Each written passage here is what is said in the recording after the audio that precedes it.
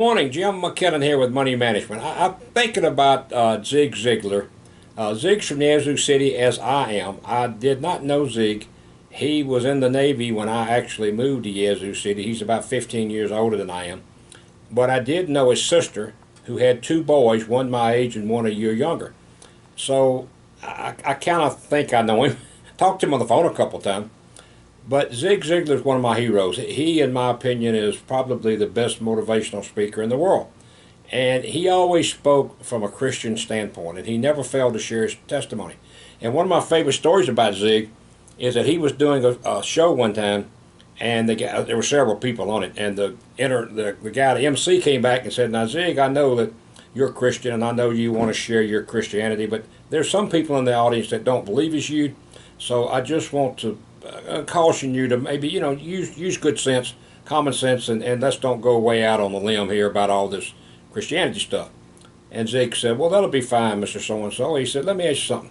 That group ahead of me, they're known to tell dirty jokes, and their dirty jokes offend some Christians.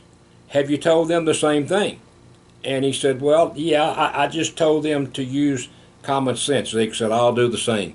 And he went out and did what he'd always done. One of my favorite Zig stories, he tells a story about a lady who went into a pharmacy. And she tells the pharmacist, she says, "Sir, I need to buy some poison." And the pharmacist said, "Well, ma'am, I'll be glad to help you, but if I knew what you wanted it for, I could probably help you do a little better job." She said, "I'm going to poison my husband." "Hey, no, ma'am, I'd be an accessory to murder." She pulls out a photo, and there is her husband and his wife in bed together. "Oh, I didn't know you had a prescription." So sometimes things change. When you know the whole story, it changes a little bit. Zig says you can have everything in life you want if you just help others get what they want. And I'm sitting here and I'm thinking, what does the average person today want? What do you want? Well, you're no different than me. I'm just an average person. I want to know, I'm 70, I'll be 76 next month. I want to know I've got enough money to last my lifetime, and not only my lifetime, but my wife's lifetime. Now, her lifetime's probably going to be a lot more than mine, because her mother lived to 99 and would probably still be alive had it not been for COVID.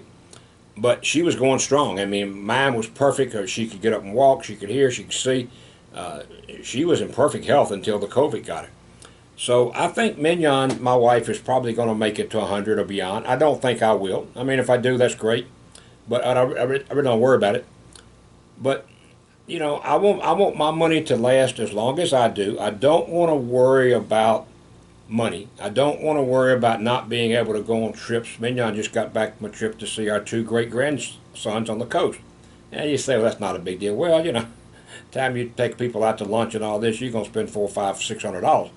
Well, if you're worried about how much money you got, it's probably a trip you're not going to be able to do. What if your kids or grandkids live on the other side of the country, like California? That's an expensive trip. If you don't have the money, you can't go. What if you just need some basic things to give your kids or grandkids presents? You don't have the money. So I think everybody wants to make sure that they've got enough money to last as long as they do. The number one fear that people have, according to a government study, is running out of money before they die.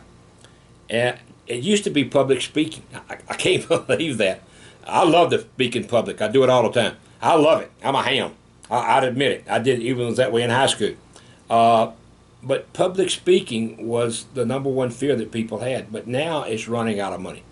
And we do things in our practice that help you know that you will not run out of money. But folks, you got to call us. We're not going to call you. We will do these podcasts. If it's something that's interesting and you want more information, all you got to do is send us a text, send us an email, give us a call, stop by the office, 108 East Monticello Street, and we'll be glad to talk to you and help you if we can. One of the things that I've been talking about lately is gold. I think gold is an absolute, positively necessary asset for everybody to have.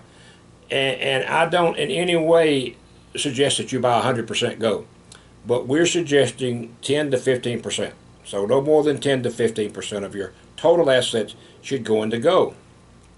Yesterday, interesting.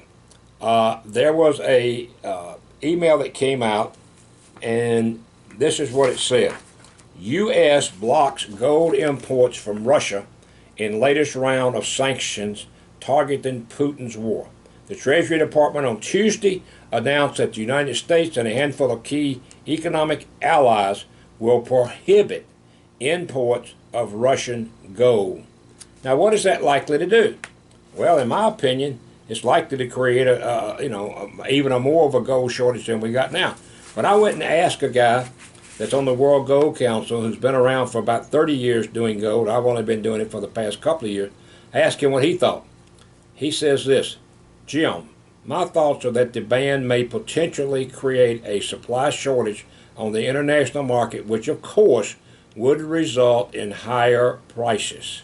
Now, folks, if that's true or it's not true, you're not going to lose any money on gold. The federal bank, the bank that's the banker's bank, has allowed its sister banks, which are all the banks in the country, to carry gold on their asset sheet at 100%. So if you got 100 million of gold, it goes on your asset sheet as 100 million. You don't have to devalue it like you used to have to. That's how certain they are about gold. I just want to encourage you. Gold should be a part of your portfolio. There's lots of reasons. I won't go into them all now, but that's just one of the reasons. We can help you plan for gold. We can help you plan so that you will never run out of money. Absolutely, positively, 100%. 100. I can't make two zeros, Kim. Just add a zero to my zero here. That's 100% guaranteed. Hey, hope you enjoyed it. Hope you have a great week. Thanks for watching.